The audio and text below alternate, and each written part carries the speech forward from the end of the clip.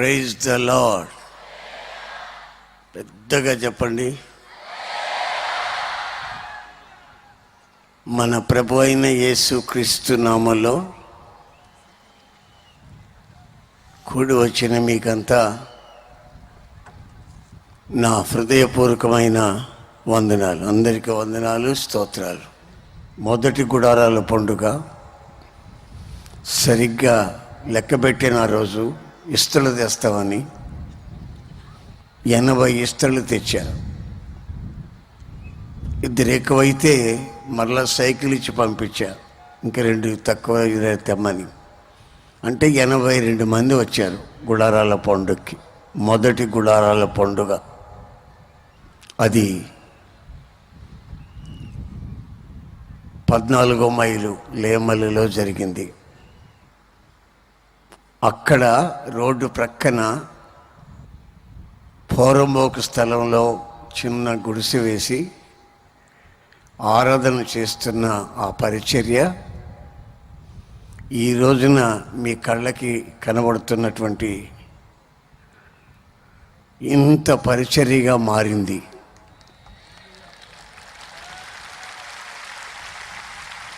ఇది ఒక మనిషి ద్వారా కలిగింది కాదు,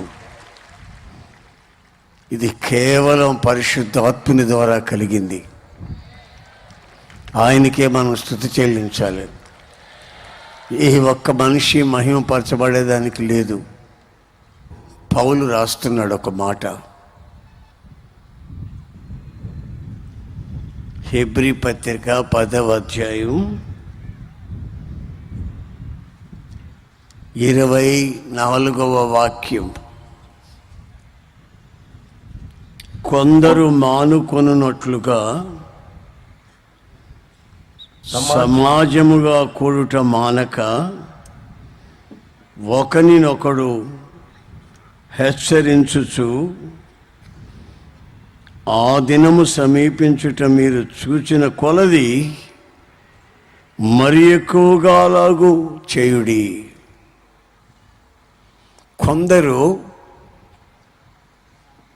ఇలా దేవుని సన్నిధిలో కూడుకోవటం, ఒకప్పుడు కూడుకునేవాళ్ళు ఇప్పుడు మానేశారు. ఇప్పుడు వాళ్ళ కథ ఎక్కడి దాకా వచ్చిందంటే, సంవత్సరానికి ఒకసారి క్రిస్మస్ పండగకి వెళ్ళి ఒక ఆప్లీస్కా ఇచ్చి దండం పెట్టుకొని వచ్చేస్తున్నారు. ఏమిటి దానివల్ల నీకు ప్రయోజనం? దినములు చెడ్డవి, సమయమును సద్వినియోగం చేసుకోవాలి. అజ్ఞానుల వలె నడవకుండా జ్ఞానంగా ప్రవర్తించుకోవాలి. దేవుడు మనకిచ్చిన వయస్సు దాటిపోతే మళ్ళా చిన్న వయసు మనకు రాదు కదా. దేవుడు మనకిచ్చిన సమయం మనం వ్యర్థం చేసుకుంటే మరలా ఆ సమయం మనకు రాదు కదా. అందుకే సమయము సద్వినియోగం చేసుకునే జ్ఞానుల వలె నడుచుకోవాలని లేఖనాలు చెప్తున్నాయి. కొందరు మానుకుంటున్నారు. నేను సంగతి మీకు చెప్తాను వినండి. ఒక తల్లి నా దగ్గరకు వచ్చింది. ఏమండి పాస్టర్ గారు, ఏసన్న గారు, చెట్టు కింద ప్రార్థన చేస్తే దేవుడు వినడా? వింటాడా వినడా? పొలంలో పోయి ప్రార్థన చేసి దేవుడు వినడండి? ఇంట్లో ప్రార్థన చేస్తే దేవుడు వినడా? వింటాడమ్మా, ఎందుకు వినడు? ఎక్కడ ప్రార్థన చేసినా ఆయన వింటాడమ్మా. మరి ఈ చర్చిలు ఎందుకు కడుతున్నట్టు అని అడిగింది. పని లేక అన్నా. చేయకూడదని కాదు, చేయగలిగితే పెద్దలందరూ కలిసి ఒక నిర్ణయం తీసుకొని, మన ఇళ్లలో ఉన్న పరిస్థితులు వేరు, పరిశుద్ధ దేవుని మందిరంలో ఉన్న ఆ పరిస్థితి వేరు. మనం అక్కడ సమాజముగా కూడాలి. ఎక్కడైతే మనం దేవుని పేరిట సమాజంగా కూడుతామో, ఇప్పుడు నేను ఈ మధ్య టీవీలో చెప్తున్నా, నేను చెప్పే వాక్యం మీరు అక్కడ వింటున్నారు. మరి ఇక్కడికి ఎందుకు పిలిపించినట్టు? మీకంతా ఇక్కడ మంచాలు వేసామా, దుప్పట్లు ఇచ్చామా, మీ బాగోగులు చూడగలుగుతున్నామా ఇంతమందికి? మరి ఇక్కడికి ఎందుకు పిలిపించినట్టు? సంవత్సరానికి ఒకసారి తప్పనిసరిగా రావాలి. మీరు సమాజముగా ఇక్కడికి కూడి వచ్చి మీ ప్రాంతాల్లో ఉన్నటువంటి పరిశుద్ధ ఆలయంలోకి కూడి వచ్చి దేవుని మందిరాలలో ఉన్నటువంటి ఆశీర్వాదాన్ని తప్పనిసరిగా అనుభవించాలి. కొన్ని మందిరాలలో పవిత్రతకి భిన్నంగా అపవిత్రత, నటన, ఇవన్నీ కనిపిస్తూ ఉంటాయి. నీ ఆత్మకి క్షేమము కలిగే, నీ ఆత్మ క్షేమాభివృద్ధి కలిగే విషయం ఏమై ఉంటుందో, అది ఎక్కడుందో వెతుక్కొని అక్కడికి వెళ్ళి నువ్వు ఆ కార్యక్రమాలు అనుభవించాలి. కూడినప్పుడల్లా ఏమేమి జరుగుతూ ఉంటుంది. మీరు ఇలా కూడారనుకోండి, ఒకరి సాక్ష్యాలు ఒకరు వింటారు. ఒక ప్రాంతం వాళ్ళు ఇంకొక ప్రాంతం గురించి తెలుసుకుంటారు. మీకు దేవుడు ఏం చేశాడో వాళ్ళు వింటారు, వాళ్ళకి దేవుడు ఏం చేశాడో మీరు వింటారు. విన్న వాక్యాన్ని మీరు నెమరు వేయాలి. అది మీకు శక్తిగా, బలంగా మార్చబడుతుంది. కొందరు మానుకుంటున్నారు. అలా మీరు మానుకోకండి. లోకంలో ఉన్నవి సమస్తం శాపంగా మార్చబట్టు మీరు చూస్తున్నారు. హత్యలు, యవనస్తుల జీవితాలకు శాపాలు, ఈ సినిమా ముచ్చట్లు, ఈ దరిద్రత అంతాను. నిండు 100 ఏళ్ల జీవితాల్లో యవనస్తులకి ఆ పనికి మాలిన సినిమాల వల్ల, పుస్తకాల వల్ల, వాళ్ళు వాడుతున్న సెల్ ఫోన్ల వల్ల వాళ్ళ జీవితాలకి శాపం కలుగుతూ ఉంది. ఈ భయంకరమైన దినంలో మనము, మన పిల్లలు ఎలా ప్రవర్తించాలి? మనల్ని చూసి అన్యజనులు ఏ విధంగా భయపడాలి అనేది మొదట మనం తెలుసుకోవాలి. ఒకసారి యేసు ప్రభు ఒక ఊళ్ళో ఉన్నాడని తెలిసిందండి. తెలిసిన వెంటనే ప్రజలు గుంపులుగా వచ్చేసారు. వాళ్ళల్లో ఒక పక్షవాతం జబ్బుతో ఉన్న వాడిని తీసుకొచ్చారు. మంచం ఎత్తుకొని వచ్చారు. ఆ ఇంట్లోకి వెళదామంటే చోటు లేదు. ఎవరో ఒక ఐడియా చెప్పాడు. పైన మట్టి మిద్దే కదా, అది తీసేయి, ఆయన ముందు దించండి, ఏం జరుగుతుందో చూద్దామని. యేసుప్రభు అక్కడ ఉన్నాడండి. జనం అక్కడ కూడి వచ్చారు. ఇప్పుడు పరిశుద్ధాత్మ దేవుడు ఇక్కడ ఉన్నాడండి, మీరంతా కూడి వచ్చారు. ఆత్మతో సత్యంతో ఆరాధించేదానికి వచ్చారు. కొందరు కన్నీళ్లతో రావచ్చు, కొందరు కుటుంబ సమస్యల్లో రావచ్చు, నిందలు అనుభవించే వాళ్ళే ఉండొచ్చు. అప్పుడు యేసు ప్రభువు దగ్గరకు వస్తే అక్కడికి ప్రజలు కూడి వచ్చారు. కూడి రావడం మానకండి అని చెప్తుంది వాక్యం. కూడి వచ్చారు. ఆ మంచాన్ని పై నుంచి పట్టి దించారు, ఆయన ఎదుటికి దించారు. ఆయన మొదట ఏమన్నాడు తెలుసా? సచ్చోడా లేచి నడవరా అని అనలా. బైబిల్ చదివేటప్పుడు ఈ మాటలు మీరు గుర్తుపట్టాలా. నా దగ్గరకు వచ్చావు బాగుపడతావని లేచి నడవరా అని అనలా. ఏమన్నాడు తెలుసా? నీ పాపములు క్షమించబడ్డాయని చెప్పాడు.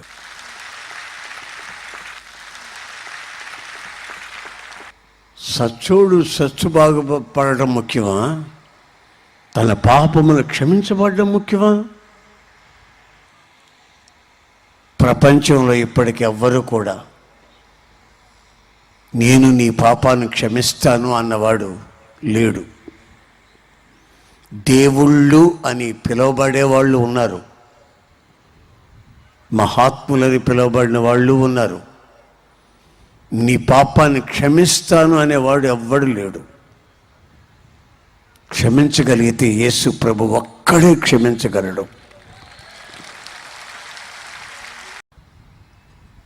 కొన్ని మందిరాలలో పవిత్రతకి భిన్నంగా అపవిత్రత, నటన ఇవన్నీ కనిపిస్తూ ఉంటాయి. నీ ఆత్మకి క్షేమము కలిగే, నీ ఆత్మ క్షేమాభివృద్ధి కలిగే విషయం ఏమై ఉంటుందో, అది ఎక్కడుందో వెతుక్కొని అక్కడికి వెళ్ళి నువ్వు ఆ కార్యక్రమాలు అనుభవించాలి. కూడినప్పుడల్లా ఏమేమి జరుగుతూ ఉంటుంది. మీరు ఇలా కూడారనుకోండి, ఒకరి సాక్ష్యాలు ఒకరు వింటారు. ఒక ప్రాంతం వాళ్ళు ఇంకొక ప్రాంతం గురించి తెలుసుకుంటారు.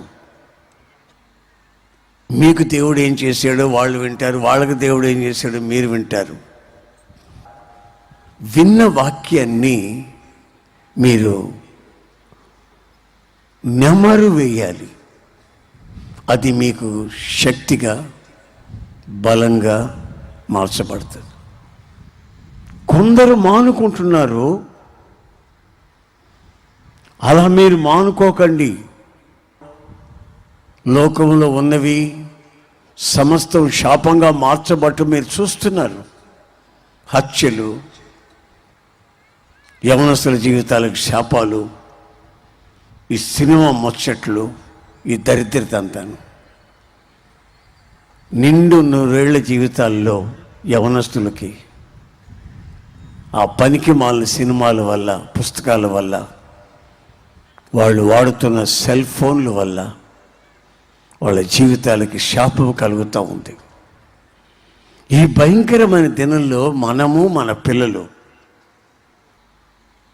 ఎలా ప్రవర్తించాలి? మనల్ని చూసి అన్యజనులు ఏ విధంగా భయపడాలి అనేది మొదట మనం తెలుసుకోవాలి. ఒకసారి యేసు ప్రభు ఒక ఊళ్ళో ఉన్నాడని తెలిసిందండి. తెలిసిన వెంటనే ప్రజలు గుంపులుగా వచ్చేసారు. వాళ్ళల్లో ఒక పక్షవాతం జబ్బుతో ఉన్న వాడిని తీసుకొచ్చారు. మంచం ఎత్తుకొని వచ్చారు.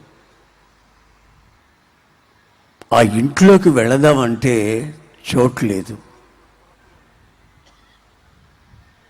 ఎవరో ఒక ఐడియా చెప్పాడు, పైన మట్టి మిద్దే కదా అది, తీసేయి, ఆయన ముందు దించండి, ఏం జరుగుతుందో చూద్దామని. యేసుప్రభు అక్కడ ఉన్నాడండి, జనం అక్కడ కూడి వచ్చారు. ఇప్పుడు పరిశుద్ధాత్మ దేవుడు ఇక్కడ ఉన్నాడండి, మీరంతా కూడి వచ్చారు, ఆత్మతో సత్యంతో ఆరాధించేదానికి వచ్చారు. కొందరు కన్నీళ్లతో రావచ్చు, కొందరు కుటుంబ సమస్యల్లో రావచ్చు, నిందలు అనుభవించే వాళ్ళే ఉండొచ్చు. అప్పుడు యేసు ప్రభువు దగ్గరకు వస్తే అక్కడికి ప్రజలు కూడి వచ్చారు.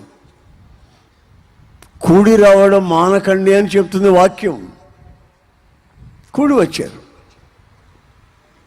ఆ మంచాన్ని పై నుంచి పట్టి దించారు, ఆయన ఎదుటికి దించారు. ఆయన మొదట ఏమన్నాడు తెలుసా?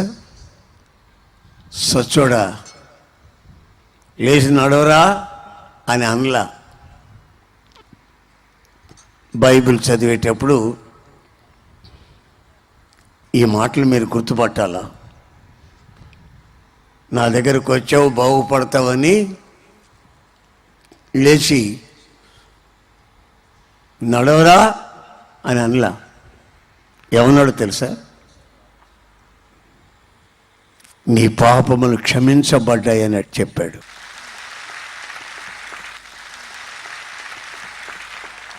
సచ్చోడు సచ్చు బాగుపడటం ముఖ్యమా, తన పాపములు క్షమించబడడం ముఖ్యమా?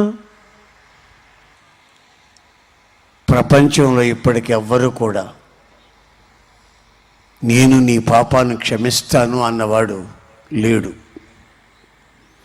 దేవుళ్ళు అని పిలువబడే వాళ్ళు ఉన్నారు, మహాత్ములని పిలువబడిన వాళ్ళు ఉన్నారు. నీ పాపాన్ని క్షమిస్తాను అనేవాడు ఎవ్వడు లేడు. క్షమించగలిగితే యేసు ప్రభు ఒక్కడే క్షమించగలడు. ఆయన మాటలో కానీ, నడకలో కానీ, పడకలో కానీ, చూపులో కానీ పరిశుద్ధత మాత్రమే మనకు ప్రకటించాడు. ఆయనకి బావలు లేరు, బావమర్దులు లేరు, మర్దలు లేరు, అత్తమామలు లేరు. ఆయన ఆజన్మ బ్రహ్మచారి, పరిశుద్ధుడు. ఆ పరిశుద్ధుడు మన వ్యక్తిగత జీవితాన్ని పరిశుద్ధపరచగలడు. గనుక పక్షవాతంతో ఆయన ముందుకు దిగినటువంటి వ్యక్తికి ఇప్పుడు ఏం కావాలి? స్వస్థత ముఖ్యం, పాప క్షమాపణ ముఖ్యం. పాపములు క్షమించాను అని చెప్పి తన విశ్వాసాన్ని బట్టి ఇప్పుడు నువ్వు బాగుపడి వెళ్ళిపోమన్నాడు. ఇంతకాలం అనుభవించారు కదా, సినిమాలు తిరిగారు, ప్యాకెట్ ఆడారు, చుట్ట, బీడీ, సిగరెట్ కంపులన్నీ ఉన్నాయి. అదేదో ఉందిగా, ఎప్పుడు నవ్వులుతూ ఉంటాడు ఒక్కొక్కడు, నాలుగు కింద పుండు పుట్టేట్టు, పాన్ పరాక, ఎన్ని అనుభవించి అయిపోయింది. ఇక మీదట శేష జీవితం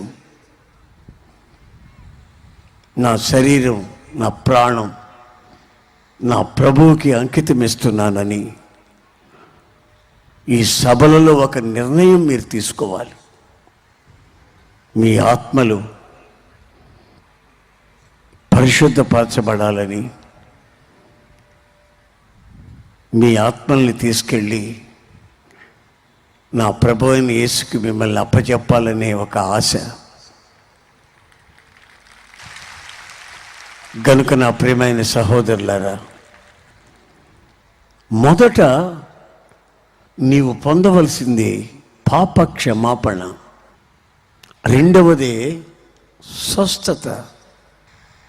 మనకు సర్వాంతర్యామి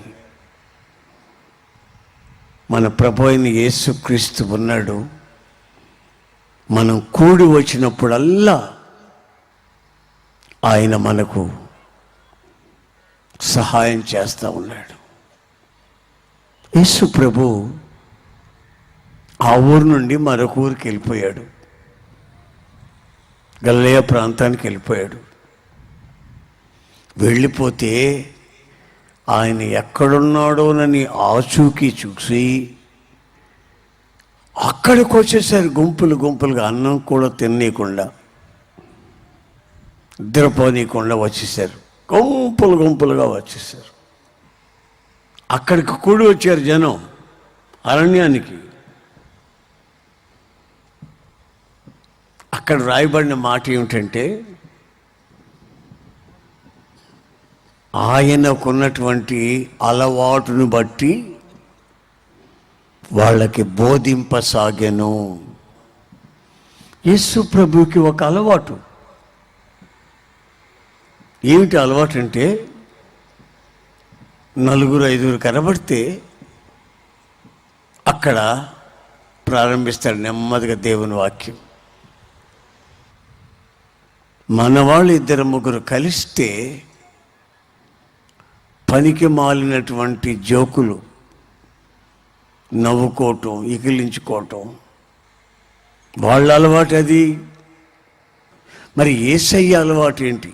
జనం వచ్చారు, కూడుకున్నారు. కూడుకున్న వెంటనే ఆయన ప్రారంభిస్తున్నాడు. నువ్వు ఎక్కడ కూడుకుంటున్నావు? బస్ స్టాండ్లోనా, తాలూకా ఆఫీసులోనా, పంచాయతీ ఆఫీసులోనా? నువ్వు కూడుకోవాల్సింది ఎక్కడ? దేవుని మందిరములో, జీవము గల దేవుని మందిరములో. జీవము గల దేవుని మందిరములో నువ్వు కూడుకున్నప్పుడు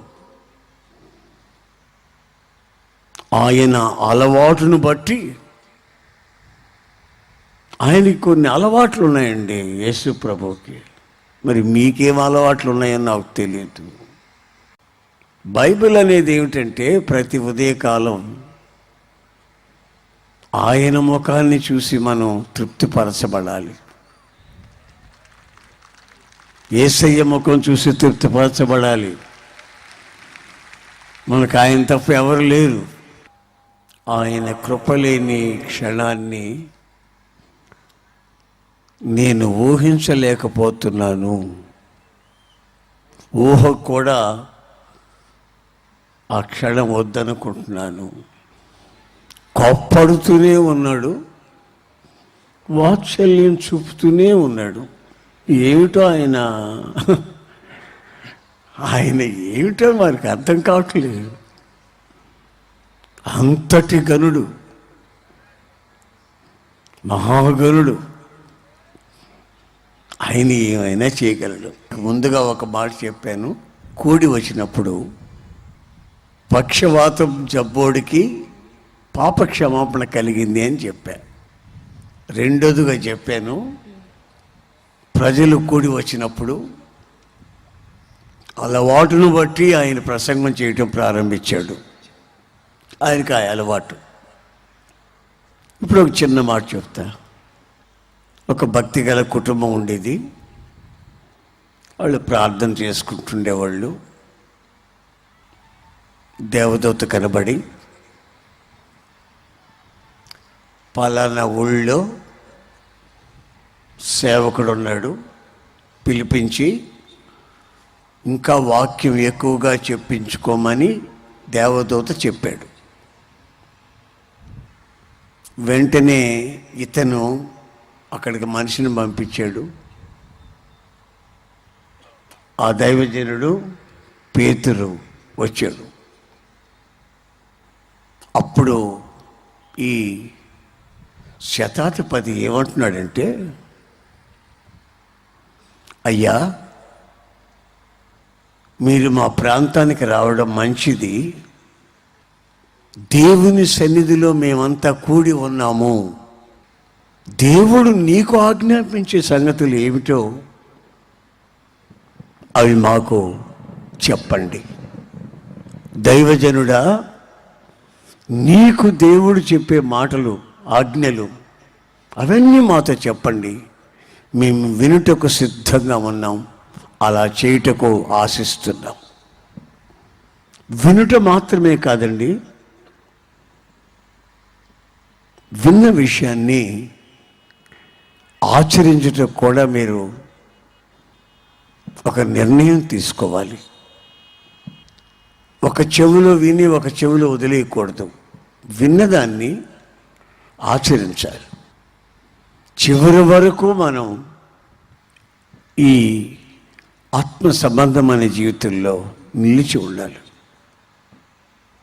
దేవుని వాక్యం అలా ప్రకటిస్తుంది. మరొక చోట ఏమి రాయబడి ఉందంటే, మీరంతా జీవము గల దేవుని మందిరానికి వస్తున్నారు, బాగానే ఉంది. కూడి వస్తున్నారు, అంతా బాగానే ఉంది.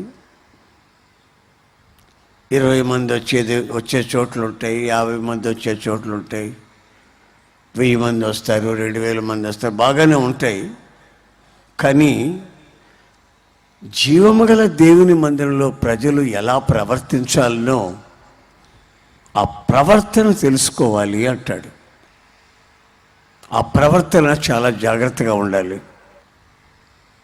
మనం అనుకునే స్వస్థత కానివ్వండి, క్షమాపణ కానివ్వండి, వీటంతటికి మూలం మన ప్రభు అయిన యేసుక్రీస్తు. ఈ లోకంలో రోమా ప్రభుత్వాన్ని గడగడలాడించి సమాధి నుంచి లేచి దైవ కుమారుడుగా నిరూపించబడ్డాడు నజరేయుడైన యేసు. నజరేయుడైన యేసు, నజరేయుడైన యేసు. తలలు వంచండి, ఒక చిన్న ప్రార్థన చేస్తాను.